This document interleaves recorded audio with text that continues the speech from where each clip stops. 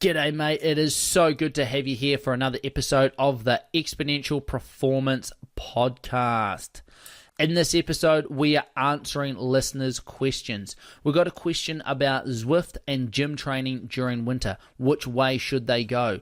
We also talk about the oral contraceptive pill and performance in females.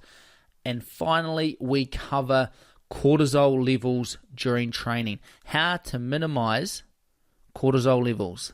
Let's get into it. Welcome to the Exponential Performance Podcast. Join sports scientist and performance coach Maddie Graham to find out how to train smarter and maximize your performance no matter who you are. Alrighty, here we go. Episode 30. I guess this is a bit of a milestone. Episode 30 of the Exponential Performance Podcast. Thank you very much for joining me.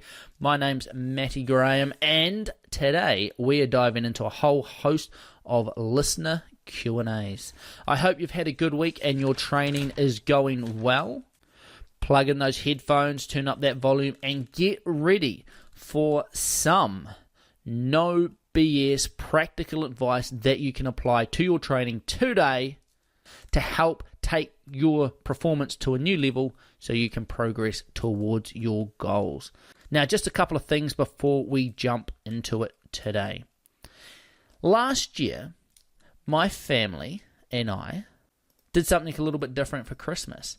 Rather than just buying gifts for ourselves and each other, we thought it would be a really nice thing to do to be able to show our children especially how they can make a difference in the world as well. So what we did is we brought a goat for a family in Africa through World Vision. And believe it or not, a goat actually makes a huge difference for someone in Africa. It provides them milk. And the manure provides some fertilizer for their garden so they can nourish their family with the goat's milk and also grow better vegetables and be more self-sustainable. So what I really want to do is this year is to go a little bit further. And when I started the Exponential Performance Podcast, it's all about making a bit of a difference. It's about helping you reach your performance goals. But what I want to do is to see if, as a podcast community, we can raise some money collectively to donate to a charity this year to help make a difference in another part of the world for people that aren't so fortunate as we are. And it's easy to brush off donations during this time of the year, because why would you donate just a couple of dollars because it wouldn't make a big difference? Well, hopefully if we can pull all that money together, we can make a difference together and that you can be part of that. So what I want you to entertain the thought of is, if you feel you have gotten some benefit from this podcast over the last 30 episodes, I would like you to consider paying it forward and helping someone less fortunate than yourself, whether that be making a donation to charity on your own, or by providing a small amount to put into the Exponential Performance Podcast charity pool, which will then go on to be donated to a charity. So what I have done is I have set up a Give a Little page. And what this Give a Little page is just a way for me to pull the funds together. And then once it comes up towards Christmas time, I will withdraw the funds and I will donate it to a charity. It'll be very open and transparent. I will show receipts and everything so you can see what I'm donating to and I'm not just taking the money. But I think as a community, we can go a little bit further and help the wider community, the wider population of the world. Now, it's really cool because World Vision do like little packages. So you can donate $50 and get a goat for a family. Or you can donate $80 and get education for a girl. You can buy some chickens for $12 or gardening tools or clean water. So it's just little bits and pieces.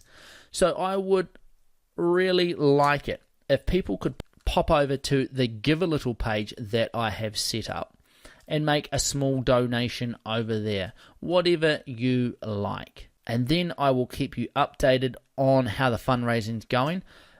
A really big long-term goal of mine would be to get enough money to build a school overseas in a less fortunate country. I think it's somewhere around $50,000, and I'm not expecting to raise $50,000 this year, but it is something I would really like to do in the future.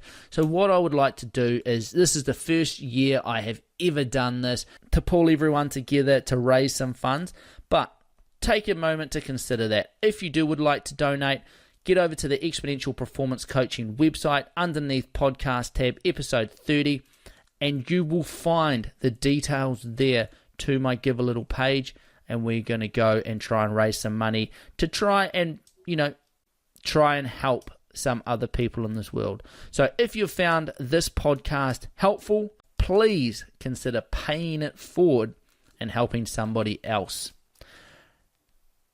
Let's get into listener Q&A for today.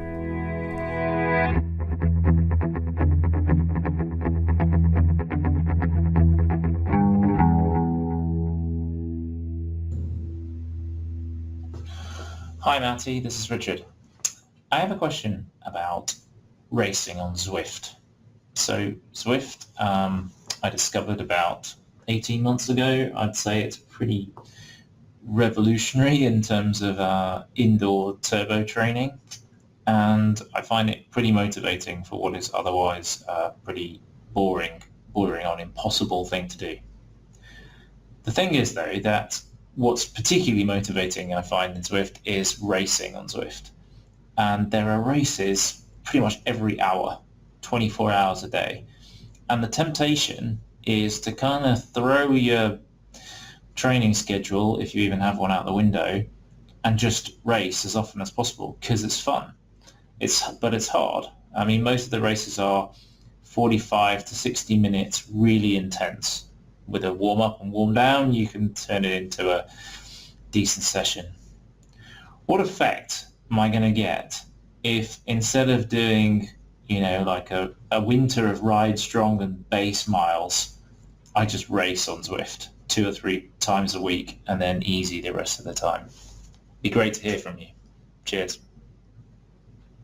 Hey, cheers for your question, mate. It's a really good one. Now, for those that don't know, Zwift has sort of hit the world with a bit of a storm at the moment, and I'm not too sure if it's a good thing or a bad thing. If you don't know what Zwift is, what it is it is an online training, indoor training network, I guess, for cyclists. It's kind of like social media, but you're riding your bike in it. It's a virtual reality cycling game that is actually based on your real world power output. So you're on a trainer set up in front of a computer screen, and the amount of power that you're putting out on the bike, you've got to have an electronic or a magnetic sort of electromagnetic trainer that puts your power output into this online platform, and your performance on the bike, on your wind trainer, is actually what is happening on screen, so how fast you're going. And a lot of other people link in from all around the world, and you race against them. Now, some people take it pretty seriously. There are lots of different races, and as you win or perform well at certain categories, you can move up categories as in the real world as well. So a lot of people really enjoy it. It gives them a break from the monotony of indoor training. It provides that motivation, it provides that social aspect, and people are loving it. So they're onto a good thing. But in saying that, it seems to have a few downfalls. So what would Richard be best to do? Would he be best to Zwift race throughout the winter 3 times a week and take the rest of his riding easy? Or is he best to log some base miles and get into a bit of ride strong? And the ride strong is simply the strength training program that I've developed specifically for cyclists. If you want to go and check that out, you can get a free preview over at the Exponential Performance Coaching website under the Ride Strong tab, and I'll put a link to it over in the show notes. over at Exponential Performance Coaching underneath podcast tab episode 30 if you want to check that out. So what should he be doing? Well, it all comes back to your goal. What is your goal? What are you wanting to achieve? And if you're wanting to have a bit of fun over winter, do some racing, enjoy yourself, improve your health, improve your fitness, then get into the Zwift racing. It's a bunch of fun, and a lot of people love it. However, if you have some more specific goals later down the track in summer, then I would suggest you take a little bit more of a calculated approach to your training rather than just throwing caution into the wind, so to speak, and trying to race yourself into the level of condition that you want. Racing is such a good training session in itself, but if all you're ever doing is racing, you're going to start to get some holes in your performance. You just have to look at professional cyclists or professional athletes of any kind. They do a lot of racing, but they also have blocks of training when they train very specifically to get them ready for the racing. If racing was the be-all and end-all of training, then everyone would just race, but it's not how it works. Now, there's a little bit, I guess, of delayed gratification. Zwift is fun now in winter, but it may not give you the results you're after in summer. And this question came in, I do believe he's in England somewhere. Correct me if I'm wrong, Richard. But it's going into the winter season there now versus in the Southern Hemisphere, it's now, and we're going into our summer season. So it's a little bit different. So a little bit of delayed gratification. Winter, you put in the hard yards. It may not be overly fun, but you reap the rewards come summer. And the fun comes in summer when you're enjoying your performance that you put all the hard work into over winter. Now, I want to tell you a little story, I guess, of two different banks where you go and put your money in. Now, if you are of the younger generation, you may not have ever been into a bank. You probably just do it all online.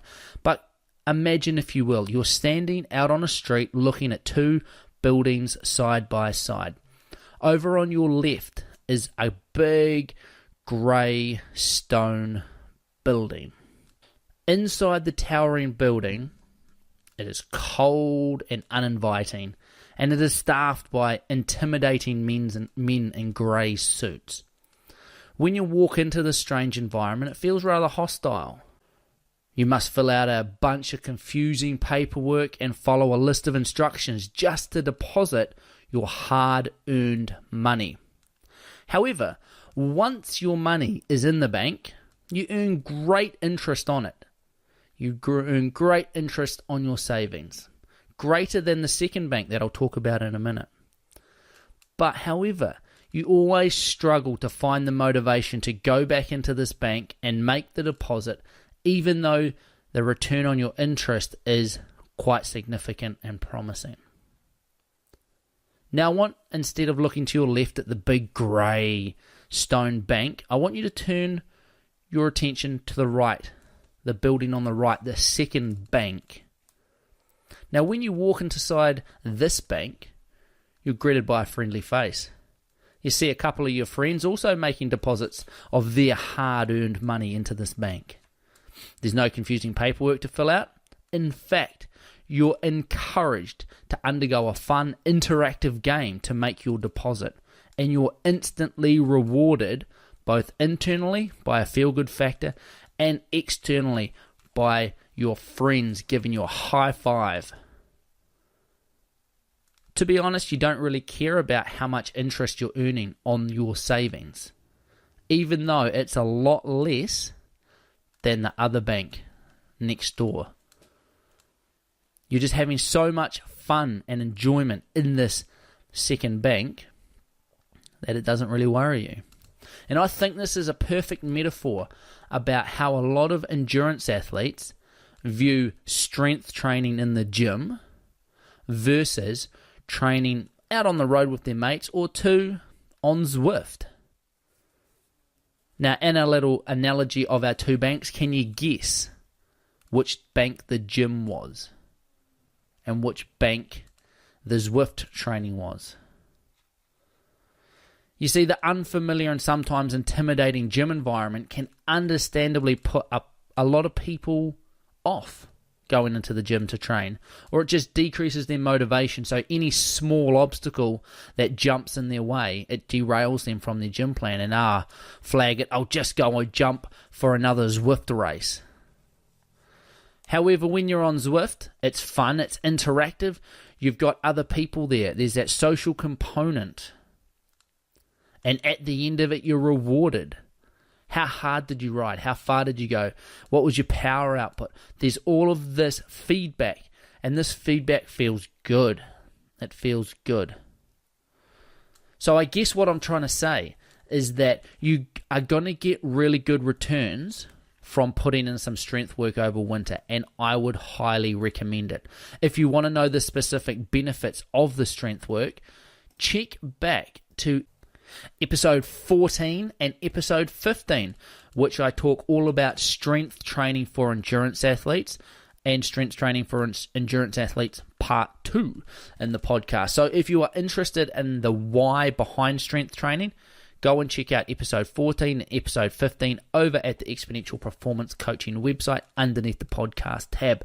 There are 2 dedicated episodes to this. So I would highly recommend getting into that big, dark, grey, cold bank and putting some effort into your strength training. If you haven't done much strength training in the past, you are going to get good results from it, as long as you're doing the correct sort of training. However, if you just race on Zwift, you're going to find holes starting to appear in your performance. And I would say it needs to be a balance between these two, obviously. You can't just train all winter strength training and expect to ride well on the bike come summer. And you can't just race all winter on Zwift and expect to ride well in summer either. If you race all winter, you're probably going to end up burnt out and completely blown by the time summer rolls around. So that balance is really, really important. What I would suggest is a couple of gym sessions a week, working hard, mixing things up, a couple of races a week, and then some endurance miles around this. Put some of that instant gratification on the back burner and instead hold on to it, knowing that come summer, you're going to get a lot of gratification from your results on the bike in the real world, rather than getting that instant gratification in that other bank, so to speak. So there you go, mate. I hope that has answered your question. If it hasn't, please send me a reminder. Now, we're going to jump into a question about the oral contraceptive pill and performance. Let's get into it. G'day, mate. Nina here from Christchurch. I was wondering if there's been any research into whether or not the oral contraceptive pill negatively impacts female performance. So I just want to make sure that I guess the oral contraceptive pill isn't in any way inhibiting female athletes from continuing to get stronger and faster and all of that good stuff. I've probably removed half of your audience by asking this question, since it only relates to females, but maybe it's information that other guys can pass on to their partners or support their partners with as well. Cheers. Nina, mate, thank you very much for your question. It's an extremely interesting one, and I'm going to take a little bit of time to address it, even though, like you said, it's only for half of my audience, but I think it's a really important question. It's an interesting one as well. So listen in, even if you're a dude. Now, before we crack into it, this is not medical advice, and it should not replace the advice of a medical professional. If you are concerned about your contraception, go and talk to your doctor. Do not take advice from some dude on the internet.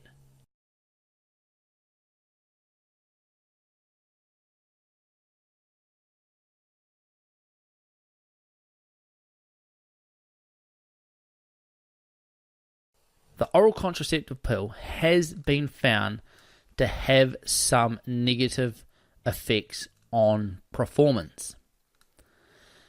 There is a small decrease in maximal oxygen consumption, or VO2 max, and also the oxygen consumption at anaerobic threshold. So there's a significant difference in that. However, that's when it's measured in the lab. And what's really interesting is when you actually look at real-world performance, it seems that there's also some positive effects of the contraceptive pill that actually make up for these negative effects. Okay? And remember, I think I've talked about it before on the podcast, is that maximal oxygen consumption, or VO2 max, is not a great predictor of performance anyway. So even though you are seeing a small decrease in VO2 max and also endurance performance, it doesn't always equate to real world performance decreases. When you look at it, there's actually a number of advantages to using the oral contraceptive for performance, okay?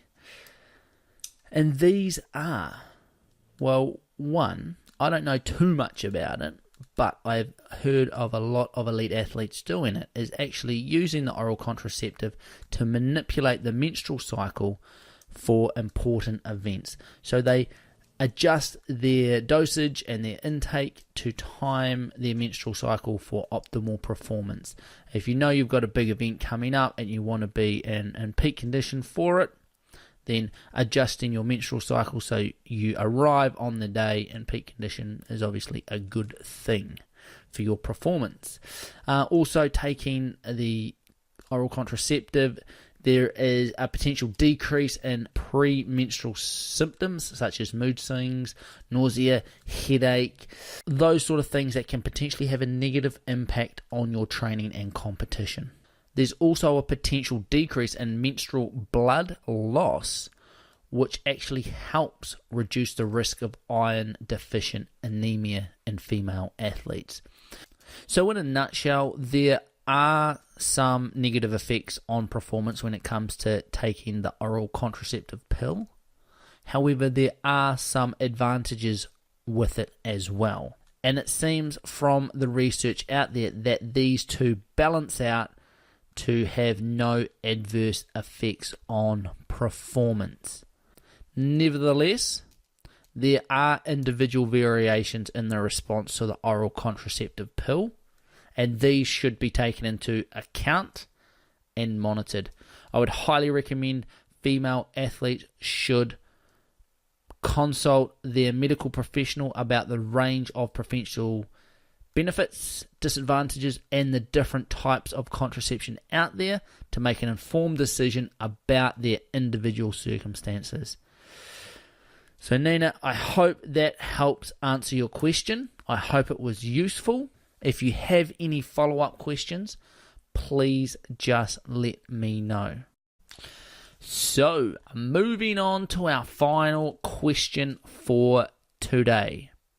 And it's about cortisol levels and training considerations. Let's get into it. Yeah, g'day Matty, it's David from Auckland here.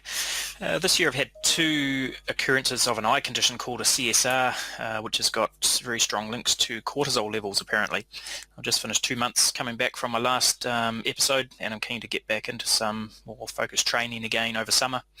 My question is, how can my training be structured to try and minimise cortisol production? What are the drivers for cortisol in exercise? Is it sort of overall load, the higher intensities? Is it duration or resistance training?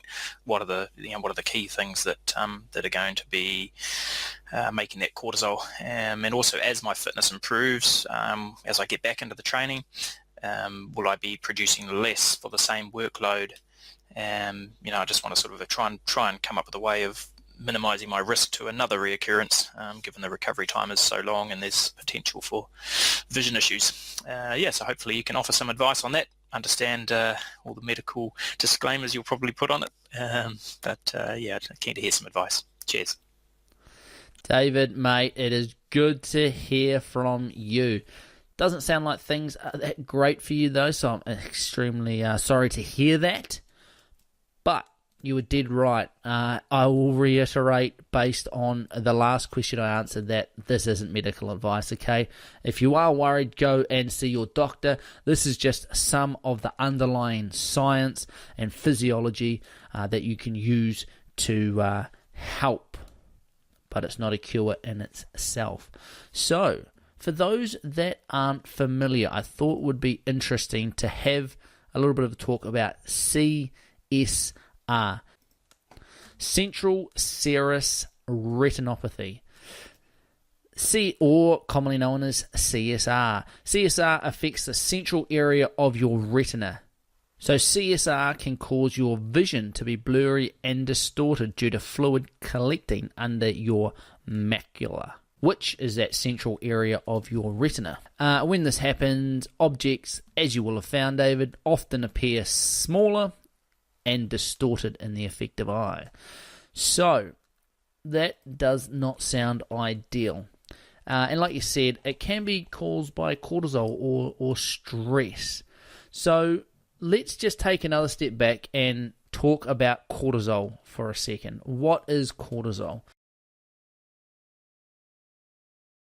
Cortisol is a steroid hormone that is secreted from your adrenal gland, your adrenal cortex to be specific, which is the outside of your adrenal gland. Your adrenal glands, you've got two of them. They sit on top of each one of your kidneys.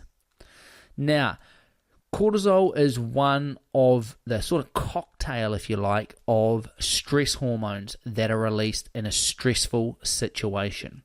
Now, the body is really good at dealing with stress in the short term. It's not so good at dealing with long-term stress, and that is where a lot of the problems start to happen in modern society.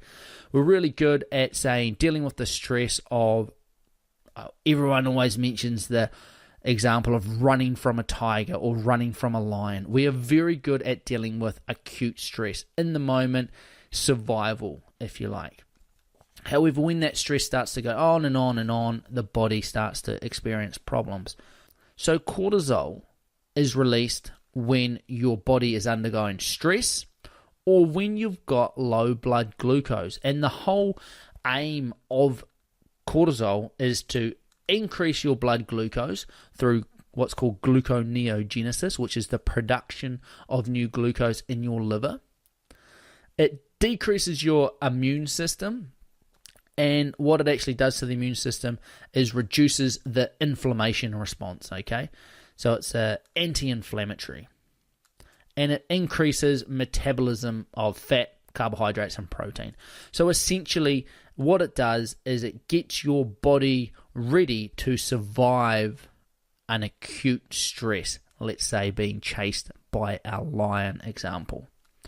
So if you're low on energy, it's going to jack your energy up, it's going to crank up your metabolism, it's going to shut your immune system down so that all of your energy goes into surviving that specific stress. So, what can you do to moderate your cortisol and keep it low? Well, when it comes to exercise actually decreases cortisol if the exercise is low intensity and short duration. Low intensity, short duration, which I guarantee the training that you're doing is not low intensity or short duration. Okay? So the longer and the harder the exercise becomes, the higher the cortisol levels become as well. So there's not really any avoiding cortisol, and not that you'd want to avoid cortisol because it's part of the whole training process. But if you are specifically training and seriously training for a competitive whatever it is, there's no avoiding it. And it comes back to load management, okay? It comes back to load management. And load management is simple but it's not easy to do. It's a simple concept, not easy to do. And one of the best outlines of, or one of the best models, I believe, of load management is the yin-yang symbol, the Chinese symbol, the yin-yang. You know the circle with the squiggle through it and it's black, half of it's white? The Chinese had it nailed many thousands of years ago with their, concepts, whatever they call them. So yin-yang, what does it actually mean? Well, it's that balance between dark and light, positive and negative, passive and active. Yin is what they call the female energy. It's restorative. It's your parasympathetic nervous system. It is building up. And yang is the male energy. It's the positive, the active, the burning down. It's the breaking down. It's your sympathetic nervous system. So to get that balance, as in the yin-yang symbol, is what load management always comes down to. So if you're doing a lot of long or hard, or a combination of long and hard training, that is very yang activity. You need to balance that with yin activity. One of the best things you can do is sleep. I can guarantee a lot of your cortisol won't just be coming from your training stress. It will not just be coming from training stress. If you can imagine, training makes up a small component of each day. And what else makes up the rest of that time is life, work, family, other stresses. And more often than not, those external stresses, apart from training, have a bigger impact on the person as a whole. So what you really need to focus on is balancing that training stress, that life stress, and your recovery.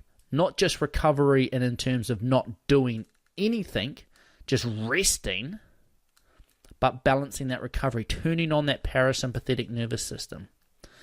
Now, when I looked at CSR, it was interesting to note that one of the predictors of developing CSR was an A-type personality. That sort of person that is very driven, that type of person that is very driven and focused and relentless, has a relentless drive for developing whatever they're focused on. Those people, stress often goes hand in hand with those types of people. And obviously stress goes hand in hand with cortisol. So what can you do outside of training to balance your parasympathetic nervous system and your sympathetic nervous system? I've talked about it before, but remember, parasympathetic nervous system is your recovery system, your rest and digest nervous system. And the sympathetic nervous system is the branch which is all about fight, flight, or freeze. That's the adrenaline, that's the cortisol. What we need to do is balance that out with our parasympathetic nervous system. So sleep, and lots of it. Good quality sleep. Doing some low intensity, short duration activity. Also, focused breathing and meditation has been shown to balance out cortisol levels. And that is simply because focused breathing and meditation increases your parasympathetic nervous drive and it decreases your sympathetic nervous system. So unfortunately, there's not really any magic fix. There's not usually a magic fix, to be honest, is there? There's not usually a magic fix. Well, in saying that, there's not usually a meaningful, long-lasting magic fix. What I would highly suggest is you need to monitor your load. As you become fitter, your stress response to the same training load is going to decrease. So there's going to be less cortisol released. However, you're not going to be doing the same training load as you get fitter. You're going to do more training to improve your fitness. So it's really key that you monitor that training. Monitor your training load. Get lots of sleep. try and decrease that life stress. Try and decrease that stress at work and those other projects that you have going on in life. Eat well, stay hydrated, and seriously consider some sort of focused breathing practice. Whether that be some form of meditation or mindfulness. If meditation is something that sort of scares you a little bit and you're a little bit standoffish, I'd highly recommend check out Headspace. It's a great app. They've got a free trial on it, so you just chuck it on, plug in your earphones, and follow the instructions. But really focus on balancing out that yin and yang energy. Whatever's stressing you, whether it be work, training, life, that needs to be balanced with your recovery. And remember, recovery is not just doing nothing. However, that does make up a large proportion of it. Nail that sleep, do some active, low intensity, low duration exercise, and also some gentle foam rolling, stretching, like a yoga practice is really good as well, in that it helps tick all of those boxes in terms of some parasympathetic nervous activation. So there you go, mate. I hope that helps. If you've got any other questions, let me know. And please keep me posted about how your recovery goes and how you manage to keep the cortisol levels down as you start to increase that training load with summer rapidly approaching.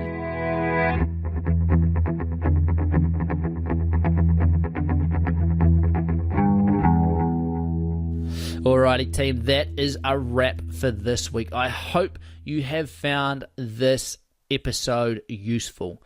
If you have found this episode useful, or any of the other 30 episodes that I have done on the Exponential Performance podcast, please consider paying it forward. Please head over to the Give a Little page. All the details are over on the Exponential Performance Coaching website underneath podcast episode 30. You can make a small donation there. All of the funds collected through this are going to be donated to a charity to help some other people in this world of ours. Until next time, get out there and train hard, but most importantly, train smart.